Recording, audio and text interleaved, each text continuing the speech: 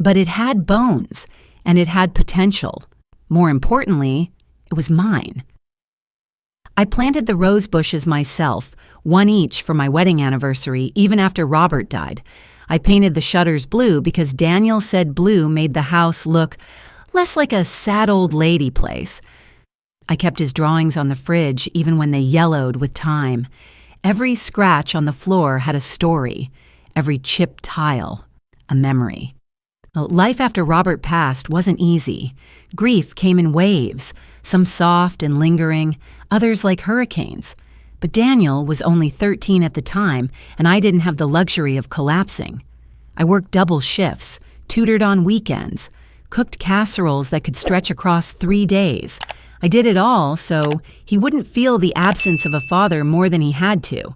There were years when the mortgage nearly swallowed me whole, when I'd eat oatmeal for dinner and pretend I liked it, when I pawned my mother's brooch to keep the electricity on through winter.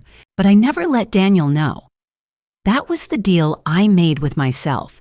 He would grow up feeling safe, even if I fell apart in secret. Now, decades later, the house had aged just like me, with character, with evidence of a life lived and a heart stretched thin but never broken. The guest room still had Daniel's trophies on the shelf, even though he hadn't slept in there in years. I left them there, a quiet shrine to the boy who once needed me more than anyone else in the world.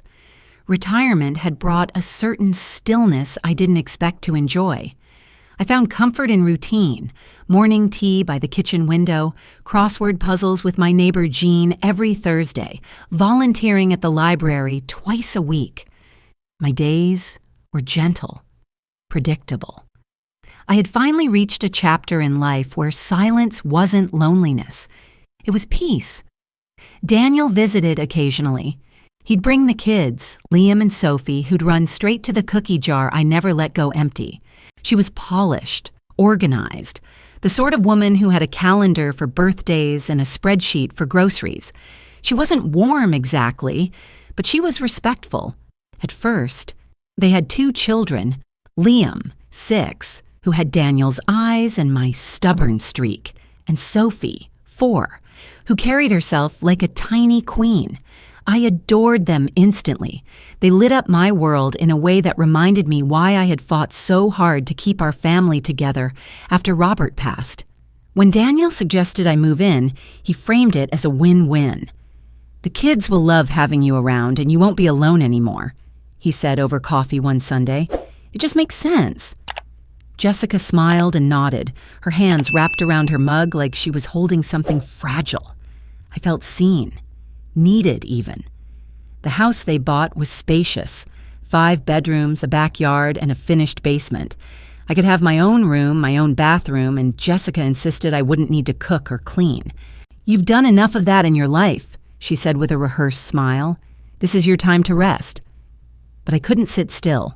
I started making dinner a few nights a week, offering to babysit when Jessica worked late or Daniel had meetings.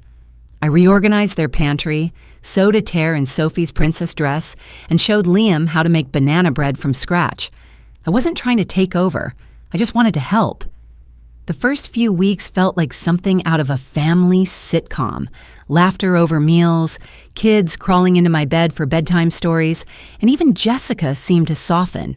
She asked about my lasagna recipe, complimented the way I folded the laundry. I told myself I had found a new rhythm, that this blended household was exactly what we all needed. But slowly, the rhythm changed. One morning, I noticed the kitchen had been rearranged. My teacups moved to a high shelf I couldn't reach. A week later, my bathroom cabinet was emptied and replaced with Liam's toys. Jessica began correcting me in front of the kids.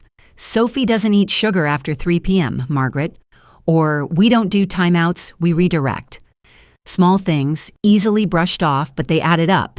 I brushed them off. Until one night, about 2 months after I moved in, I was passing by the dining room on my way to bed. The lights were dim and I heard whispers. Jessica on the phone with someone. I didn't mean to eavesdrop, but her words froze me in place. 3 more months, that's all. Then it's done. She won't even know what hit her. My heart thudded in my chest. I stepped back quietly, returned to my room, and sat on the edge of the bed for a long time. Was she talking about me? Was I being paranoid? I wanted to believe it was a misunderstanding. Maybe she meant something else. A work project, a surprise party. Anything but what my gut was screaming. The next morning, she was back to her pleasant self, offering me coffee, asking about my sleep, complimenting my scarf. But something had changed. The warmth I thought we were building felt fake now, like stage lighting covering cracks in the wall. Daniel didn't notice. Or if he did, he didn't say anything. He seemed busier than ever, constantly on his laptop or out of the house. When he was around, he kissed my cheek and asked if I was settling in okay. I smiled and lied every time. I told myself not to jump to conclusions. That family meant compromise, that maybe I was just sensitive after living alone so long. But deep down, something had shifted. The way Jessica moved through the house, the way my things disappeared one by one, the way Daniel avoided eye contact when I asked about a missing photo album. Something wasn't right. And though I couldn't put my finger on it yet, that whisper, 3 more months, echoed louder each day, like a countdown had started, and I didn't know what it was ticking toward. The change didn't happen overnight. It was a slow, subtle erosion, like a shoreline being eaten away by waves that seemed harmless at first. It began with the kitchen. One evening, I was steeping chamomile tea when Jessica walked in, her smile as polite as ever, but her tone firm. "Margaret, I hope you don't mind, but the kids have been struggling to sleep. The noise from the kitchen late at night, pans, the kettle whistling, it's been keeping them up." I nodded, teacup still in hand. "I'll be quieter."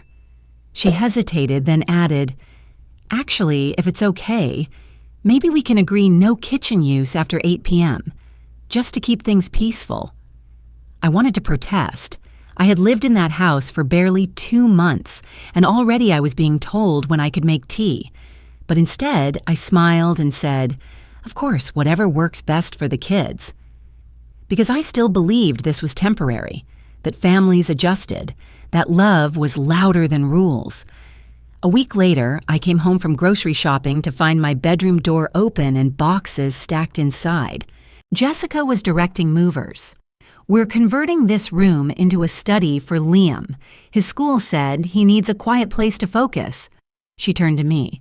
"Don't worry, we've set up the laundry room for you. It's cozier than it sounds, and you'll have more privacy there." I said nothing at first. I stood in the doorway watching as my photo frames were packed into bubble wrap, my books stacked into bins. The laundry room smelled of bleach and damp towels.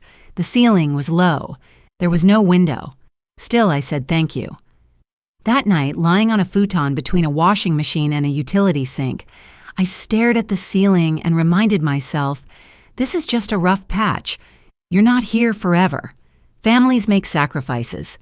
But it didn't feel like family anymore. The next morning, I woke early to find my knitting basket gone. Jessica said she'd stored it because the kids kept tripping over the yarn. A few days later, my favorite mug disappeared. Then my calendar. Then the armchair from the front room I used to sit in after dinner. Gone. Each time the reason was innocuous enough. Cleaning, space, safety. Each time, a piece of me vanished from the house. The children stopped asking for bedtime stories. Liam began calling me Grandma M instead of just Grandma, like I was a character in a book rather than someone who held him through chicken pox. Sophie flinched when I hugged her too long. I felt it. The distance. I was shrinking inside the walls of a home I didn't recognize anymore. Then came the whisper again. 3 months. That sentence Jessica had uttered in the dark hallway still lived in my head, like an echo chamber. I didn't know what it meant, but I couldn't shake it. So I started paying attention, listening, watching, quietly. That's how I found it. I was reorganizing the pantry one afternoon while Jessica was out when I decided to clean the top shelf. Tucked behind an old cookie tin was a yellow folder. Inside were loose sheets of paper, some typed, some handwritten. At first, it looked like a list of family goals. Pay off car. Start college fund for Sophie. Buy bigger house. 2025. Then I saw the heading, Property Succession Plan. Underneath were names. Jessica's name circled in blue, Daniel's name next to hers. A line drawn from the house address to a note. Ownership transfer, Q3 2023. And then my name, Margaret, removed from deed post 2023. My breath caught. My hands shook. I sat on the kitchen stool, folder clutched to my chest, heart pounding. It wasn't just a misunderstanding. It wasn't just boundaries or adjustments. They were planning to erase me, not just from the rooms, from the records, from the history of the house I once called mine. I sat there for a long time, reading every word, every highlight, every note in Jessica's tidy, slanted handwriting. It was clinical, strategic. I could hear her voice in my head, calm and persuasive, the same tone she used to tell me the kids needed more space, that the kitchen was off limits, that I should take it easy. It had never been about helping me. It had never been about family. I wasn't being welcomed into their home. I was being phased out of mine. The day began like any other. I woke up early, made a pot of tea in silence, careful not to clink the spoon against the mug too loudly, and tiptoed back to the laundry room I now called my own. I stared at the calendar taped to the inside of my closet door, the only place left untouched. The square was circled in red. March 14th. My birthday. 59. I didn't expect a party. I didn't need gifts or balloons. But I thought, hoped really, that someone would say something. A happy birthday, Mom. A card. Even just a hug from the grandkids. But as the morning passed, nothing came. Jessica rushed out to drop the kids off at school, shouting over her shoulder about a PTA meeting and errands. Daniel was buried in his laptop, headphones in, eyes fixed on whatever screen ruled his life that day. I waited. All morning, then all afternoon. By 4 p.m., I gave up pretending to be casual. I baked a lemon cake, the kind Daniel used to beg for every year when he was a boy. I made roasted chicken with rosemary, mashed potatoes, and steamed carrots. I set the table myself, 5 plates, cloth napkins, candles from the top kitchen shelf. I even took out the wine. By 6 p.m., they still hadn't come downstairs. At 6:30, I heard the front door open and laughter spill into the foyer. Daniel and Jessica were back, carrying takeout bags and a bottle of red wine. A couple followed them in. Strangers, mid-30s, giggling like they were on vacation. "Oh," Jessica said, pausing when she saw the dining room. "You cooked?" I nodded, wiping my hands on my apron. "I thought we could have dinner together tonight." Jessica exchanged a look with Daniel, who sighed and set the takeout on the kitchen counter. "Mom, we weren't expecting anything. We made other plans." I tried to smile. "It's my birthday." A beat of silence. One long, endless second. Daniel blinked. "Right. Sorry, Mom, it's been a crazy week." Jessica chimed in. "We'll celebrate this weekend. Brunch or something." The couple behind them awkwardly stepped back. "Should we come back later?" "No," Daniel said quickly. "It's fine. Let's eat out back." Jessica grabbed paper plates from the cupboard, and they all moved toward the patio as if nothing had happened. I stood alone in the dining room, the candles still flickering, the lemon cake untouched. I didn't follow them. Instead, I sat down and ate in silence. One bite at a time, my hands steady but my heart unraveling with every chew. I didn't cry. Not then. I just felt removed, as if I were watching someone else's life from behind glass. When they came back in, laughing, talking about school board drama and real estate, Daniel stopped beside the dining room and looked at me. His voice wasn't angry, but it was sharp. "Mom, look, I know you mean well, but you don't have to go all out like this. This isn't your house anymore. You don't need to run the show." I looked up slowly. "What did you say?" He sighed. "I just mean, Jessica and I have things covered. This is our home now. You're a guest here. Please don't interfere." Guest. The word landed harder than anything else he could have said. My fork paused mid-air. My chest tightened, not from anger, but from something deeper, more final. That single sentence had erased 2 decades of sacrifice, a childhood raised through storms, and every sleepless night spent stitching his world back together. I didn't reply. I didn't argue. I simply put my fork down, folded my napkin, and stood up. I walked past them without another word, past the kitchen where my hands had baked every birthday cake he ever had, past the living room where I used to rock him to sleep, and into the laundry room where the walls didn't pretend to care. I closed the door, sat on the edge of the bed, listened to the sound of plates clinking outside the door and laughter fading into muffled silence. I stared at the wall for what felt like hours. This was the moment, the first true fall on the emotional roller coaster, the moment where hope gave way to something colder, not quite grief, but the beginning of it. The moment I realized I wasn't part of this family anymore, not really, not in their eyes. That night, I didn't sleep. Not truly. I lay in the narrow cot wedged between the dryer and the wall, staring at the ceiling, tracing the slow whirl of the ceiling fan with my eyes, and trying to understand how I had become invisible in a home I helped build. The word kept echoing in my head. Guest. Not mother. Not Margaret. Not the woman who raised him when his father died. Just guest. It wasn't just the birthday. It wasn't the cold food outside or the silence in place of candles. It was the way he looked at me, like I was in the way, like I'd overstayed. By morning, the numbness had turned into a quiet alertness, not rage, not even sadness, just a creeping suspicion, a knot in my stomach that refused to untangle. I made a cup of tea before 8 a.m., careful not to break the new house rules, and sat at the kitchen table alone. I stared out the window, but my thoughts weren't on the sunrise. They were digging, unearthing pieces of conversation, tiny red flags I had ignored or rationalized. Daniel asking me to sign something a few months ago. He said it was for a new health insurance policy, just in case anything happened to me. "They want to make sure you're covered," he'd said. "It's a standard consent form, Mom." I remember the pen in my hand, the polite but urgent way Jessica had hovered behind him. I didn't read it closely. I was tired.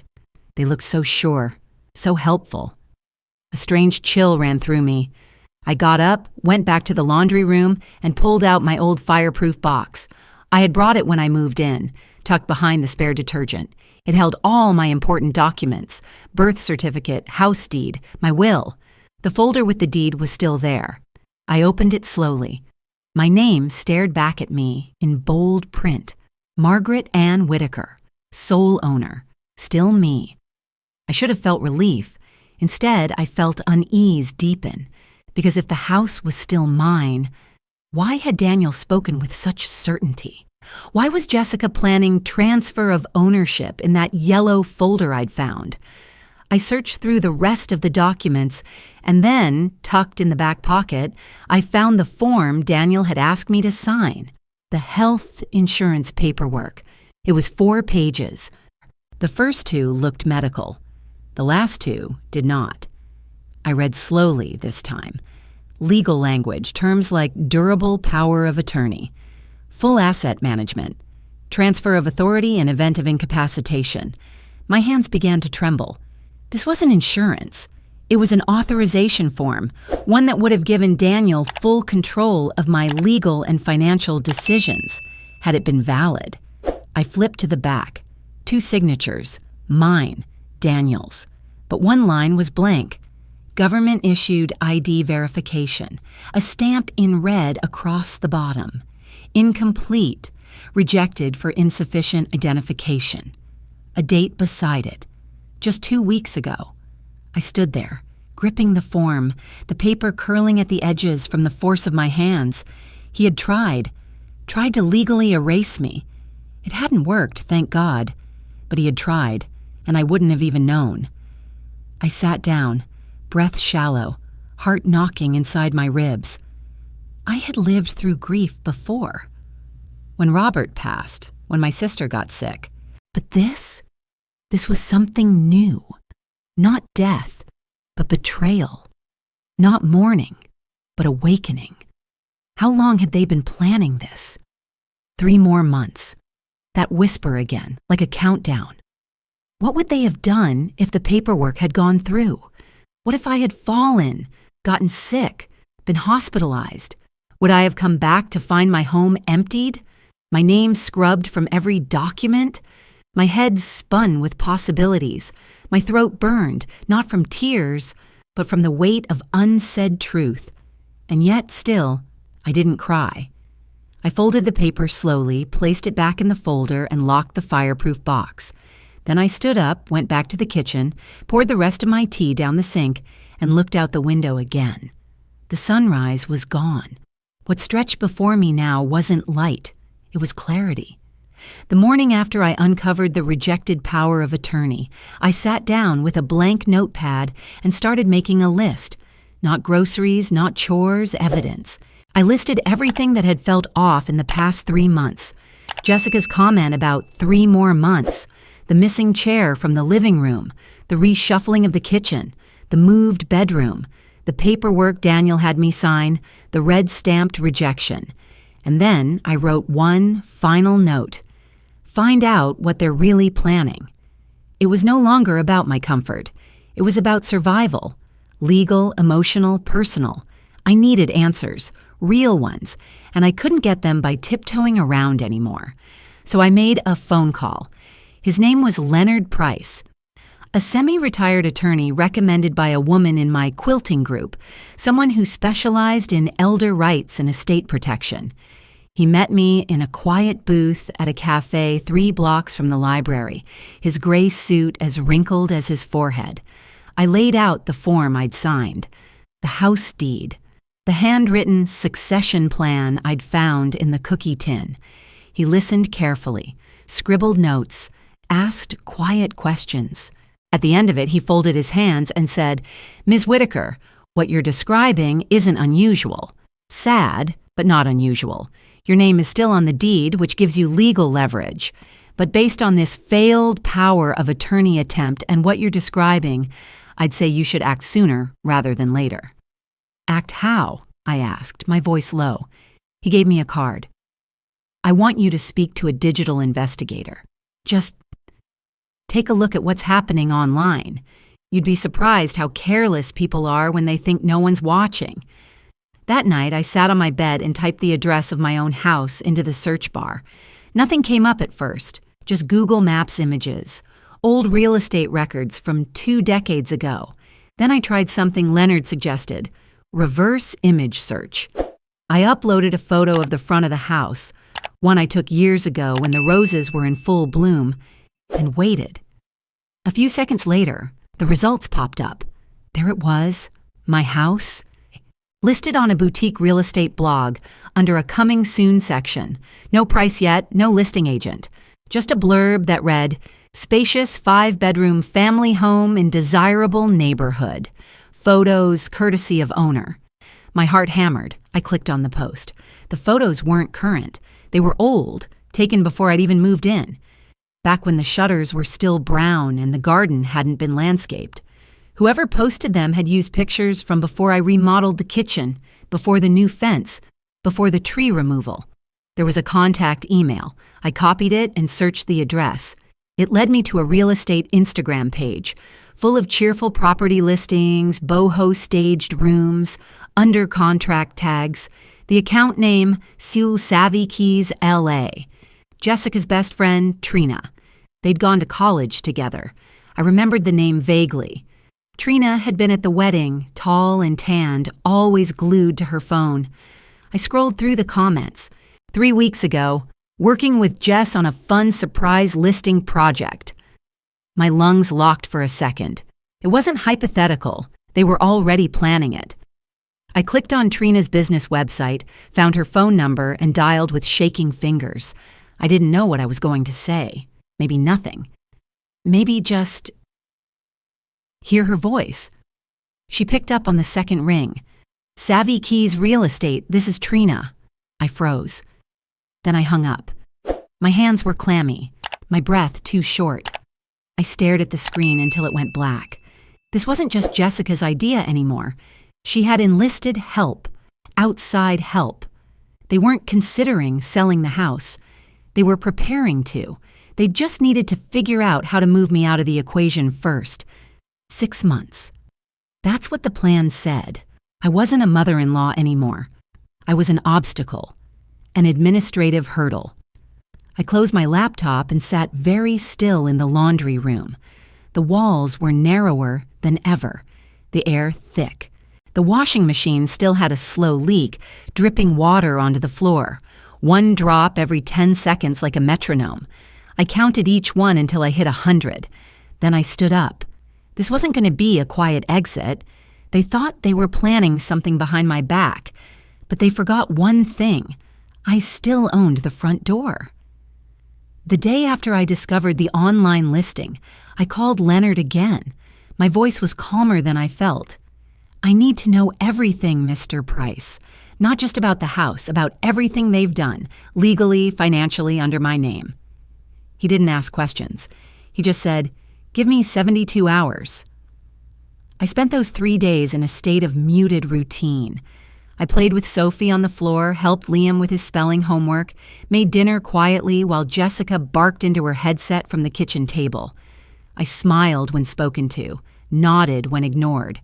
But inside, I was watching everything. Every glance between Daniel and Jessica, every slip of a conversation half heard behind closed doors. And I was waiting. On the 3rd day, Leonard texted me, "We need to meet, today." We sat again in that same booth at the cafe, but the energy between us had changed. This wasn't a legal consultation anymore, it was a strategy session. I pulled Daniel's credit files, loan applications, public records, Leonard began. "It's worse than I thought." He slid a folder toward me. I opened it slowly. Inside were copies of 3 loan applications submitted over the past 18 months. 2 had been denied. 1 had been approved, a $75,000 personal loan, approved under Daniel Whitaker, co-signed by Margaret Ann Whitaker. My breath caught. "I never co-signed anything," I said quietly. Leonard pointed to the signature line, my name, unmistakably in my own handwriting. "You signed this form at your old bank branch 2 years ago," he said. "We pulled surveillance footage. You were there with Daniel. He told the clerk it was a joint insurance policy renewal. Standard." My hands shook as I held the paper. I remembered that day. He'd taken me to lunch, said he wanted to help me restructure my savings. I signed what he gave me without reading it. It was my son. "You didn't know," Leonard said gently, "but legally, that form made you his guarantor." I flipped through the rest. Loan statements, missed payments, a notice of delinquency dated 3 months ago. "What was it for?" I asked. Leonard's voice was measured. "Cryptocurrency, a startup Daniel invested in through a friend. It tanked. He lost everything." I couldn't speak. I felt the world narrow around me, the sounds of the cafe fading, the clink of spoons and low hum of conversations replaced by a dull ringing in my ears. "He used my name, my credit," I whispered. "He's leveraged nearly everything he has, and some things he doesn't. The house is his next move. They need to sell it to cover the debt." I sat back in the booth. My body felt weightless, but not in a freeing way. More like I had been untethered from everything I once believed was true. I thought of the house, the rose bushes, the late nights he spent studying while I ironed his shirts, the time he broke his arm at 10 and begged me not to leave his side, the woman I held when he married Jessica, promising to always be there for each other. A slow breath escaped me. This wasn't just financial betrayal, this was personal, deep, designed. And yet, I didn't cry. I didn't crumble. Something colder had started to crystallize inside me. I placed the folder back on the table, smoothed the pages, and looked Leonard in the eye. "What do I need to do next?" He blinked. You're sure? I nodded. I gave him 30 years of unconditional love. He gave me a forged signature and a debt I never agreed to. I'm sure. Leonard opened his briefcase and handed me a new set of documents. We'll start by locking down the deed. Then we notify the bank. After that, we make sure nothing else gets signed or filed in your name again. I signed each page deliberately, my pen gliding with a newfound steadiness. Before I left the cafe, I asked him for one more thing. Can you get me a copy of the surveillance footage from the day I signed that loan? He tilted his head. It won't be admissible unless...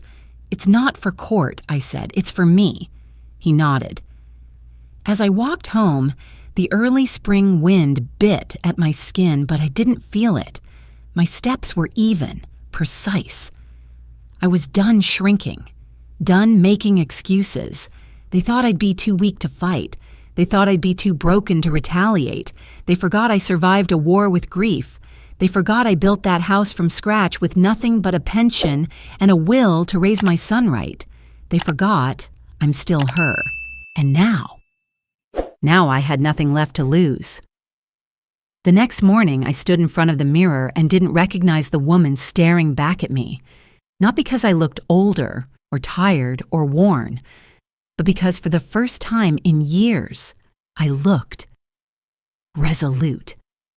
There was no more second-guessing, no more justifying, no more motherly patience trying to explain away a betrayal that had been methodically planned. I opened my laptop, logged into my online banking account, and made the first call of the day. The bank manager, a soft-spoken woman named Claire, confirmed what Leonard had told me. The co-signed loan was active, delinquent. Daniel had tried to modify the repayment terms twice, both times citing temporary cash flow issues. I told her I wanted to freeze all financial activity tied to my name, effective immediately. "I'll need to verify your identity in person, Mrs. Whitaker," Claire said, "and will require a legal motion to freeze the co-signature." "Already underway," I replied. "I'll be there by noon." After hanging up, I opened the folder Leonard had given me the day before. At the very back was a clause I hadn't noticed before, a transfer authorization form. If I signed it, I could temporarily assign the property's title to a legal trustee for protection. It was risky, but necessary. I didn't need to own the house to win. I just needed to make sure Daniel couldn't sell it or borrow against it before I finished what I'd started. I called Leonard. "I want you to hold the title, quietly, just until this is over." He paused. "You trust me that much?" "I trust that you're the only person in this whole mess who hasn't lied to me." An hour later, I met him at his office and signed the papers. With that single stroke of a pen, the house was no longer mine, and yet it had never felt more like mine. That afternoon, I returned home and did something I hadn't done in weeks. I baked. Lemon cake, Daniel's favorite. I cooked rosemary chicken and garlic green beans. I set the dining room table. 5 plates, cloth napkins, candles. But this time, it wasn't out of love. It was preparation. I sat at the kitchen table and handwrote 5 letters. One for Daniel, one for Jessica, one for each of the children, though they wouldn't read them yet, and one for me. Then I called Daniel. "Dinner," I said. "Just us, one night. No guests." He hesitated. "Is everything okay?" "Could be," I replied, "if you show up." Jessica's voice cut in faintly in the background. "What did she say?" "Tell her I'm making lemon cake," I added. "She'll understand." He didn't say no. He never could resist the sound of closure. That evening, after they'd taken the kids out for soccer practice, I went into the attic. Not many things left of mine remained in the house, but there was still one locked trunk, Robert's old chest.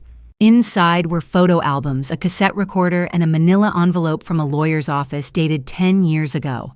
I had never opened it. Robert set it aside just before he died, told me, "Not yet. One day if things get messy." I opened it now. Inside were legal documents, notes, a letter. Daniel had tried this once before, back when he was 21, fresh out of college. Before the wedding, he had asked Robert for a portion of the equity from the house to start a business venture with a friend. Robert said no. According to the letter, Daniel had responded with threats of legal action, said Robert was mentally unfit to manage family wealth, tried to get a psychiatrist's note claiming early dementia. He failed.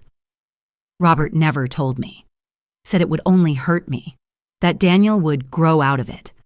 But Daniel hadn't grown out of it. He'd gotten better at hiding it. I stared at the page in my hands. On the back, written in Robert's familiar handwriting, was one line: "If he tries this again, don't defend. Prepare." And that's when I knew. Daniel wasn't just trying to sell the house.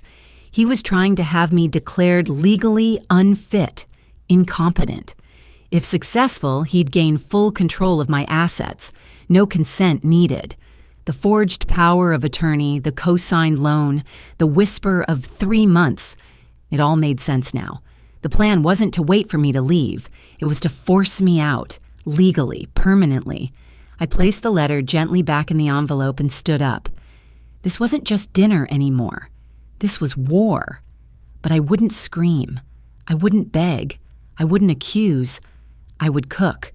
I would serve the food. And then I would lay every piece of evidence on the table like fine china. They wanted power? I'd show them what power really looked like. The table was set exactly as it had been on my birthday, except this time I knew better than to expect anything. No one forgot tonight. I made sure of it. Lemon cake sat in the center, frosting light and clean. Chicken roasted golden with rosemary. Mashed potatoes whipped to silk. Wine decanted and breathing on the counter. The house smelled like something close to nostalgia, but there was no warmth in the air, only calculation. At 6:30 sharp, the door opened. Daniel walked in first, adjusting the sleeves of his dress shirt, glancing around. Jessica followed, heels clicking like punctuation. She wore her usual composed expression, one that walked a fine line between pleasant and dismissive. Neither of them looked concerned. If anything, they seemed curious. "The food smells great, Mom," Daniel said, leaning in to kiss my cheek. I stepped back just slightly, forcing a smile. "Thank you for coming." Jessica placed her purse on the chair and glanced at the plates. "Special occasion?"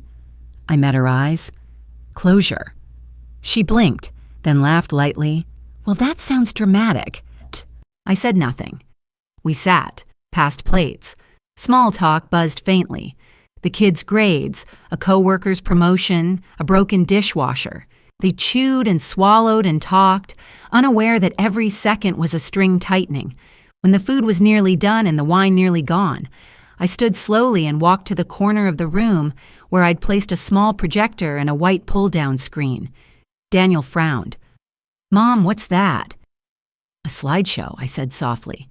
"I thought we'd take a walk down memory lane." Jessica chuckled. "Really?" I nodded and pressed play. The screen flickered to life. It began, innocently enough, photos from Daniel's childhood. A 4th birthday party, his missing front teeth and frosting in his hair. The day he won his first science fair, his high school graduation, our first Christmas after Robert passed, when it was just the two of us. Jessica smiled at the early ones, then gradually leaned back, arms crossed as the images shifted. Daniel's wedding. Photos of me holding Sophie as a newborn, of Liam climbing into my lap with a toy truck. Then newer images, me cooking in the kitchen of this house, walking with the kids to the park, reading to them in bed. Then the tone changed, a screenshot of the real estate blog featuring my house.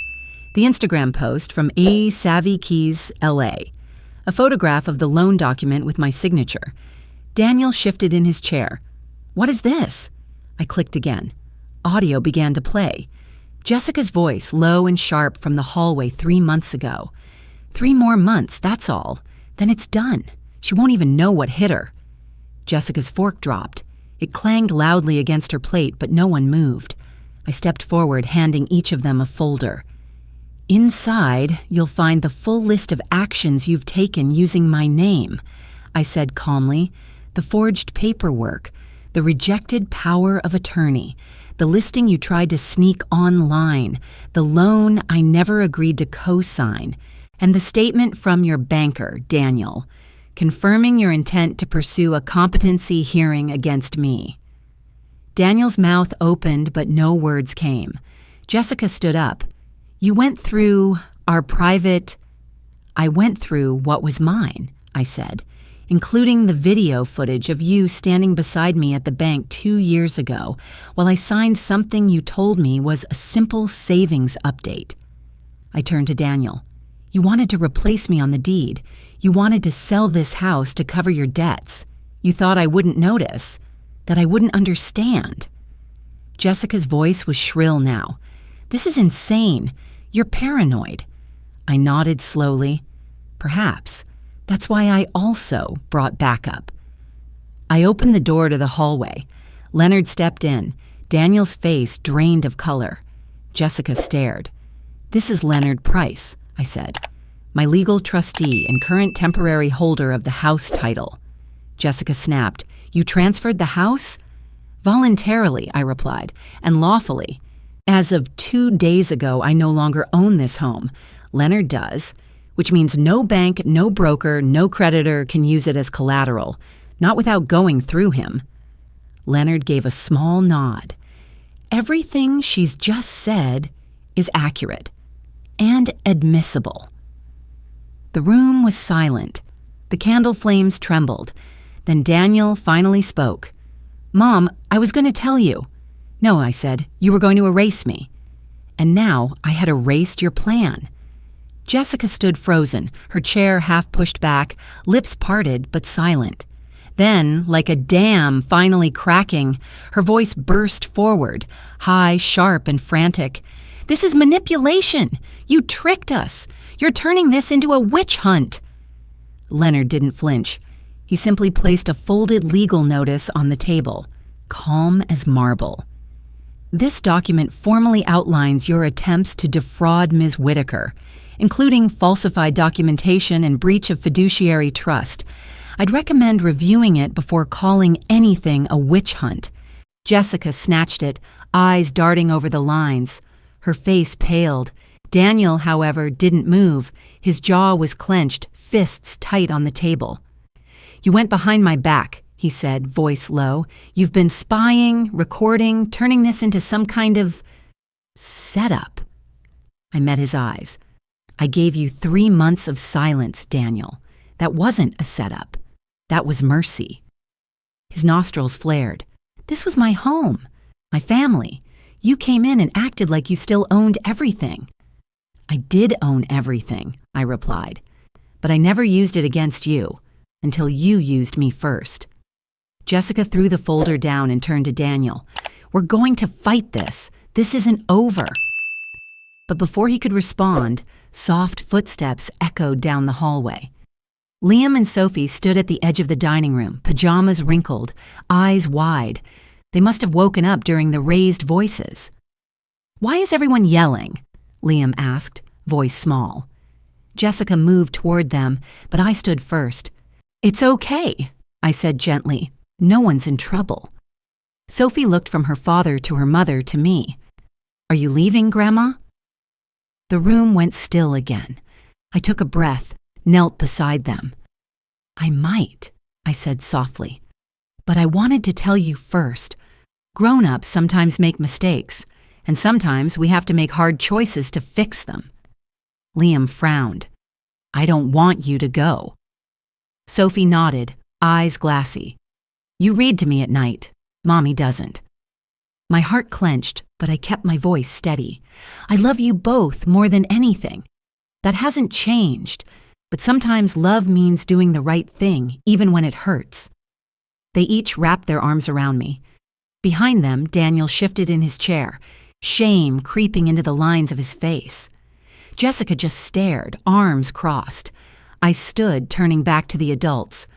I'm not here to punish you. I'm not even here to reclaim this house. I've already let it go. Daniel's eyes widened. What? I nodded. This was never about the property. It was about what it represents. You tried to erase me. Legally, emotionally, you turned me into a burden. But tonight I reminded you and myself that I was never powerless. You didn't strip me of anything. You just woke me up. Jessica scoffed. So what now? You think you've won? I smiled, a quiet, tired smile. This isn't about winning. It's about dignity. I didn't fight to keep a house. I fought to keep my name. Daniel finally spoke again, his voice hoarse. Where will you go? I'll let you know once I decide, I said. But don't worry, I'm not disappearing. I'm simply choosing peace. He looked like he wanted to say more, but no words came. Maybe it was guilt, maybe relief. Jessica pulled the kids gently by the hand, leading them toward their room. Liam looked back once, and I smiled. As their footsteps faded, I turned off the projector, blew out the candles. Then I collected the folders from the table, one by one. I placed the last folder on the sideboard, letting the silence settle like dust. The dining room, once filled with tension and indignation, now sat hollow. Drained of resistance, stripped bare of pretense. Jessica hadn't returned since guiding the children to bed. Daniel remained in his chair, staring at the space where the slideshow had played. His plate was still half full, untouched since the truth began to unfold.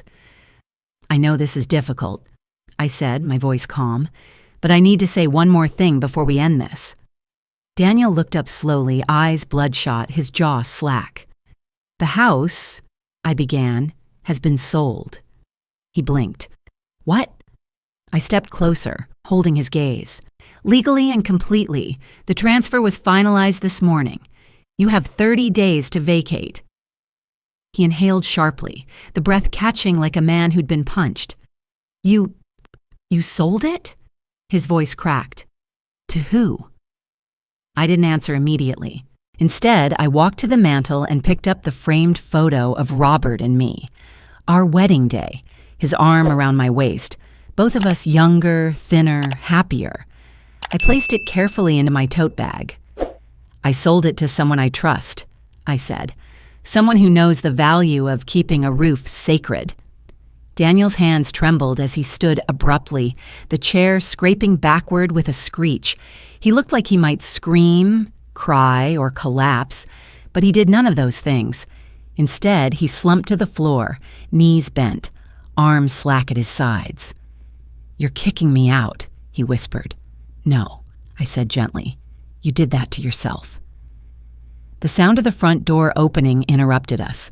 Footsteps echoed, measured, confident, familiar.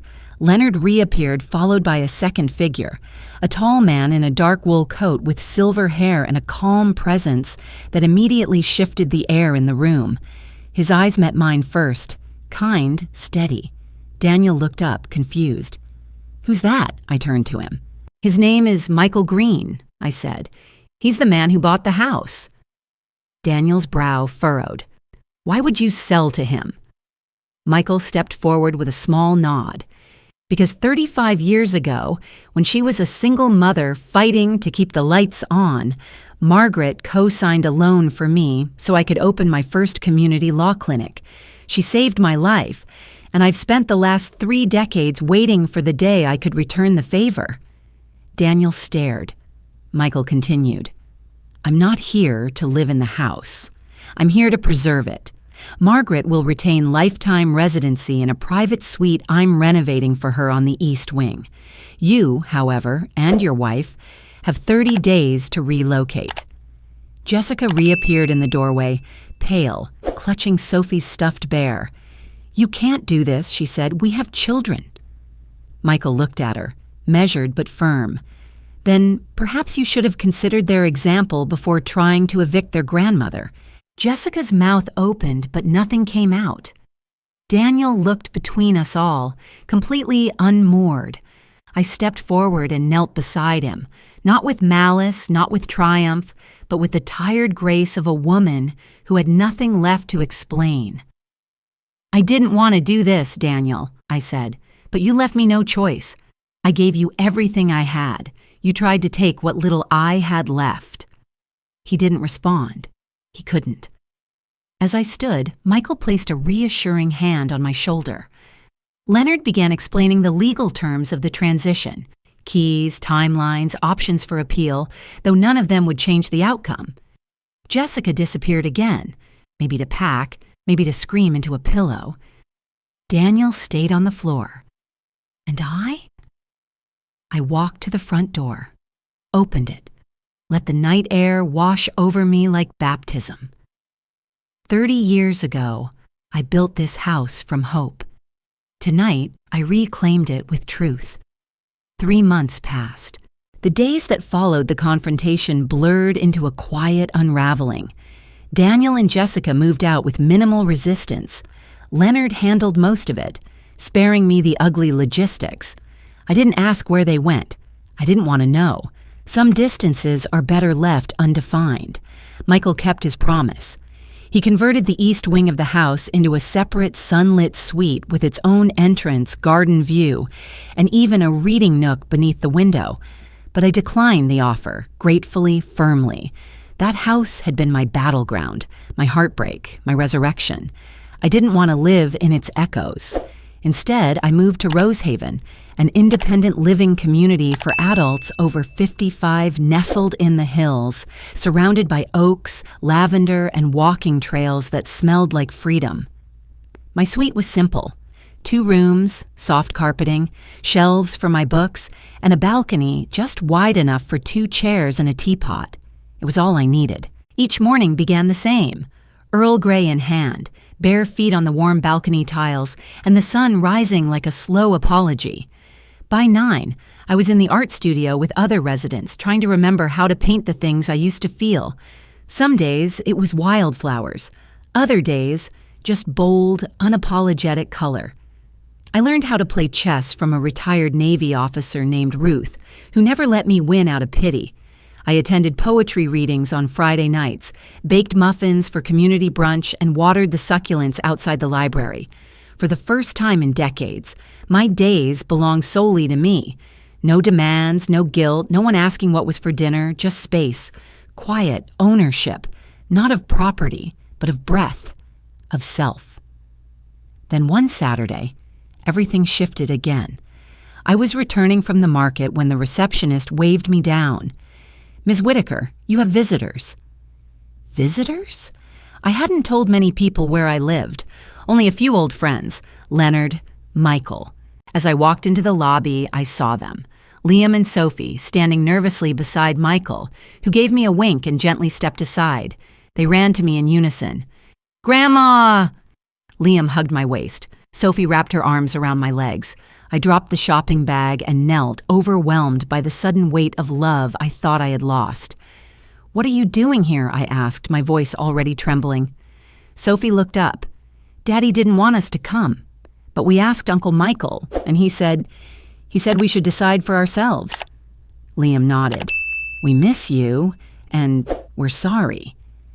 I cupped their faces, tears gathering in my throat.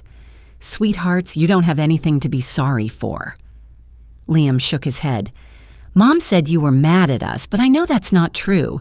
You made me banana bread even after I broke your lamp." That broke me. I laughed and cried all at once. "No, Liam, I could never be mad at you, or Sophie. I love you both more than I can ever explain." We sat together in the community garden, beneath an arch of flowering vines. I brought out cookies. They told me stories about their new school, their bunk beds, the dog Jessica finally let them have. They didn't mention Daniel. I didn't ask. At one point, Sophie rested her head on my lap and said, "You still feel like home?" I closed my eyes, and that's when the tears came. Not quiet ones, not restrained ones, the kind that rose from somewhere deep: relief, grief, forgiveness, and the part of love that doesn't demand explanation. Nearby, a woman I barely knew, a neighbor who came by often for puzzles, watched us from a bench. When I glanced her way, she wiped her cheek, nodded, and whispered, "That's the most beautiful thing I've seen in years." I smiled through the tears. Because it was. Because I finally understood something no house, no deed, no betrayal could take away. Home wasn't a place. It was a heartbeat that kept going, even when you thought it had stopped. I never thought I'd write again, not the kind of writing that meant something anyway. Journaling had always been a habit tucked into the corners of my life. Grocery lists, reminders, lesson plans from my teaching days, but never stories. Never my story. Until now.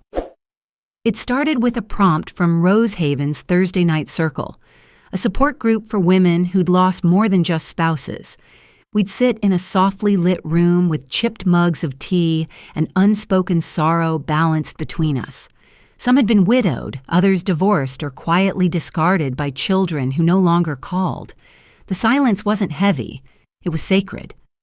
One evening, the counselor passed out little cards that read, "What would you tell your younger self?" I didn't have to think. I picked up a pen and wrote, "Don't apologize for taking up space in the house you built." The room was quiet when I read it aloud. A few women nodded. One reached for my hand. That night, I started a journal, not for therapy, for record, for legacy, for clarity. I wrote every detail of the past year, from the day I moved into Daniel and Jessica's house, to the first time I slept in the laundry room, to the moment I watched my son sit on the floor, speechless beneath the weight of his own undoing. It wasn't just about the betrayal. It was about the quiet erosion that so many women live through without language. The ways we are rewritten into burdens, one dinner at a time, one missing chair, one locked cabinet, one whispered plan we were never meant to hear. I shared the journal with the group a few weeks later. It didn't feel brave, it felt necessary. Afterward, one of the women, Clara, who hadn't spoken in 3 sessions, stood and said, "I thought I was the only one." She wasn't. None of us were. Word spread. The journal was copied, passed around, printed, and even emailed to daughters and granddaughters across the country. Someone suggested I publish it. I declined, but I agreed to speak. Twice a month now, I host a gathering in the Rosehaven Library. We call it the Foundation Club, because everything strong starts with women like us, women who poured decades into families only to be told we were extra, inconvenient, outdated. We share stories, not just of pain, but of power reclaimed. Some women fought back like I did. Others simply left. Some are still in the middle of it, but they come, and they listen, and they understand. And I always end my talk with the same line. Women were not born to be guests in the homes they built. It lands heavy every time, because it's true. I've been asked many things since then. If I forgave Daniel, if I missed Jessica, if I regret selling the house. The answers are complicated. I don't hate my son. But I no longer bend my boundaries around him. Jessica never apologized, but she keeps her distance now. That's enough for me. As for the house, I don't miss it, because it never left me. The real house was the one I carried inside. The one where love lived without condition, where a woman wasn't reduced to a title or tolerated out of guilt. That house still stands, stronger than ever. Liam and Sophie visit often. They've drawn pictures for my fridge and sent voice memos where Sophie calls me her real home. Every time they leave, I cry a little, but not the way I used to, not out of loss, out of hope. Because some roots survive even when the soil changes. And Daniel? He sent a letter last month. It wasn't an apology. It was a memory. He wrote about the time he broke his arm and how I stayed up all night reading to him until the pain dulled. He ended it with, "I remember, even if I didn't act like it. I haven't replied yet, but I will, in time." Because remembering is the first step toward repair. Because my story isn't about revenge. It's about redefinition, not of what I lost, but of what I reclaimed. Dignity, voice, presence. I finish every journal entry now with the same closing line. It keeps me grounded, reminds me of the truth that outlived the lies. And if someone finds these pages long after I'm gone, I hope they'll understand. I didn't win. I just reminded them. I was never losing.